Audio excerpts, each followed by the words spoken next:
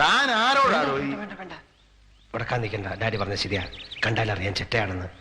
ഇവന്മാരായിട്ടൊക്കെ സംസാരിക്കുന്ന നമ്മുടെ അന്തസ്സിനെ പറ്റിയതല്ല. നിന്നെ വിളിക്കാം. ജയ, അവളെ വിളിച്ചേ. അവള് വരട്ടെ, അവള് വരട്ടെ.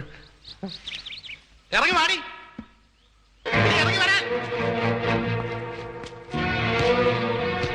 എടി ദ്രോഹി, വഞ്ചകി, ചതിച്ചി, എവിടെയാണ് എന്റെ കൊച്ച്? എവിടെയാണ്? നിങ്ങൾ ആരാ? ഞാൻ ആരാണ് അറിയില്ലല്ലേടി. സൂക്ഷിച്ചു നോക്ക്. കോട്ടയം സെന്റ് മേരീസ് പള്ളിയിൽ 1990 ജനുവരി 9 മാതാവിനെ സാക്ഷി നിർത്തി നിന്നെ താലി കെട്ടിയ കോർപ്പറേഷൻകാർക്ക് ലാസറിന്റെ മുഖത്ത് നോക്കി നിങ്ങൾ ആരാണെന്ന് ചോദിക്കാൻ നിനക്ക് എങ്ങനെ ധൈര്യം വന്നടി? നിന്റെ ചാന്തിനും പൊട്ടിനും ക്യൂട്ടക്സിനും പോലും എന്റെ ശമ്പളം തികയില്ലെന്ന് പറഞ്ഞ് നീ വിടവിട്ട് ഇറങ്ങിയപ്പോൾ പണത്തിനേക്കാൾ വലിയ വില സ്നേഹത്തിനുണ്ടെന്ന് മനസ്സിലാക്കി നീ എന്റെ വീട്ടിൽ തിരിച്ചു വരാൻ നാളെ പ്രതീക്ഷിച്ച് ആ പൂമുഖപ്പുഴയിൽ കഴിഞ്ഞ വെള്ളിയാഴ്ച ഒരു നിനക്ക് വേണ്ടി ഞാൻ കാത്തിരുന്നു.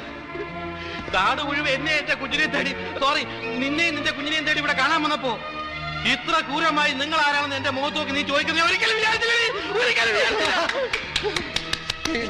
ചെവുക്കുറ്റി നോക്കി ഒരു ഒറ്റ എന്റെ നീനെ ശിക്ഷിക്കാൻ രക്ഷിക്കാനുള്ള അധികാരം എനിക്ക് മാത്രമാണ്. എവിടെ നമ്മുടെ കുഞ്ഞ്? ഒന്ന് കാണാനാണ് ഞാൻ ഓടി വന്നത്. Please please. എനിക്ക് ഇയാളെ അറിയാം. കോളേജിൽ വെച്ച് അന്ന് ഇയാളുടെ പേര് മണികണ്ഠൻ എന്നായിരുന്നു അല്ലേ? അതെ, അതിനുശേഷം നിന്നെ കല്യാണം കഴിക്കാൻ വേണ്ടിയല്ലേ ഞാൻ ജാതി മറി ലാസറായത്. വേറെ നല്ല പേരൊന്നും കിട്ടിയില്ലേ മോനെ? അയ്യോ, എല്ലാം കള്ളമാ. എനിക്ക് ഇങ്ങനെ ഒരു ഭർത്താവേ ഇല്ല. ഇത്ര നീതിയാവരുത് നീ. നിങ്ങൾ കല്യാണം കഴിച്ചതിന് തെളിവ് വല്ലതും ഉണ്ടോ? ഉണ്ട്, മാരേജ് സർട്ടിഫിക്കറ്റ് ഉണ്ട്, ഞാൻ കാണിച്ചു തരാം. മതി മതി, മാരേജ് സർട്ടിഫിക്കറ്റ് മതി. അതിൽ കൂടുതൽ തെളിവ് നമുക്ക് വേണ്ടല്ലോ.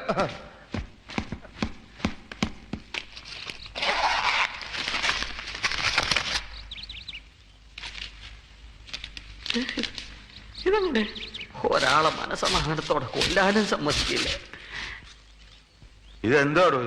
ഇത് ഞാൻ അടുക്കളയിലെ ഷെൽഫിലാ വെച്ചിരുന്നത്. അങ്ങനെ പറ്റിയതാവും. ഇത് മാരേജ് സർട്ടിഫിക്കറ്റ് തന്നെയാണ്. സീൽ കട്ടിയിട്ടില്ല, നോക്കിയാൽ മതി. നോക്കിയാൽ മനസ്സിലാവും. അയ്യപ്പസ്വാമിയാണ് സത്യം. അയ്യപ്പസ്വാമി ജാതി മാറി വെച്ച് നമുക്ക് പഴയ ദൈവങ്ങളെ മറക്കാൻ പറ്റുമോ? ശരി ശരി ശരി, ഞാൻ നിന്റെ ഭർത്താവല്ല, സമ്മതിച്ചു. പക്ഷെ നീ പറഞ്ഞത് എനിക്ക് ഓർമ്മയുണ്ട്. നീ ഒരു പണക്കാരന്റെ ഭാര്യയായിട്ട് ജീവിക്കുന്നത് കാണിച്ചു തരാന്ന് പറഞ്ഞാൽ നീ ഇവിടെ വിട്ടിറങ്ങിയത്. നീ സുഖമായി ജീവിച്ചോളൂ. പക്ഷെ എന്റെ കുഞ്ഞ്, എന്റെ സ്വന്തം ചേര, അല്ല സ്വന്തം ചോരയെ പറഞ്ഞ കുഞ്ഞ്, എനിക്കത് വേണം. നിന്റെ ചോര എ പോസിറ്റീവ് ആണോ? ഇമോഷണലായി സംസാരിക്കുന്നതിനിടയിൽ തമാശ പറയരുത്. അടുക്കളക്കാരൻ നോക്കിയാൽ മതി. കുടുംബാരിദ്രം നടവണ്ട.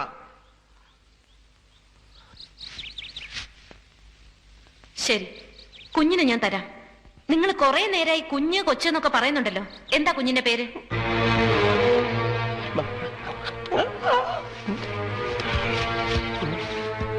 പേരിലെന്തിരിക്കുന്നു? ബന്ധത്തിലാണല്ലോ കാര്യം. സ്വന്തം അച്ഛന് കുഞ്ഞിന്റെ പേരറിയായിരിക്കുമോ? അതല്ല, പക്ഷെ സാറൊന്ന് ആലോചിക്കണം. സ്വന്തം കുഞ്ഞിന്റെ പേര് പറഞ്ഞ് അത് സ്വന്തം കുഞ്ഞാണെന്ന് തെളിയിക്കേണ്ടി വരുന്ന ഒരു തന്തയുടെ മനോവേദന. ലോകത്ത് ഒരു അച്ഛന് ഇങ്ങനെ ഒരു ഗതികേട് വരുത്തരുത് ഗുരുവായൂർ. കർത്താവേ, അതേത് കർത്താവാണ്? അണ്ണാന്ന് വിളിച്ചോ, ആണ്ട് വേറൊന്നും വിളിപ്പിക്കരുത്.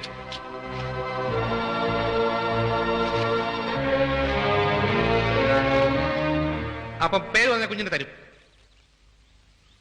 തരാം. എന്നാ കേട്ടോ, മേരി.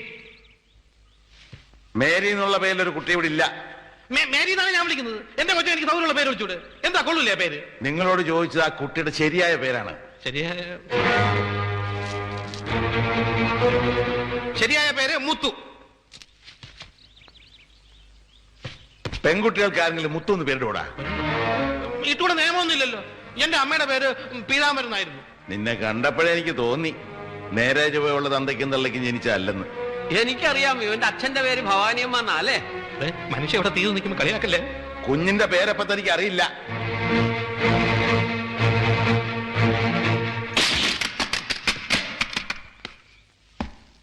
എന്താ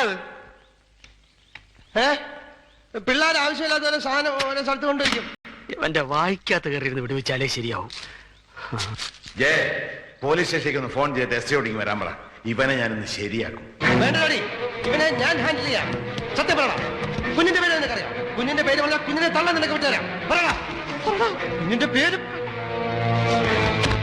മല മല മല, കുഞ്ഞിന്റെ പേര് മല. മലയോ? പോലീസിനെ വിളി.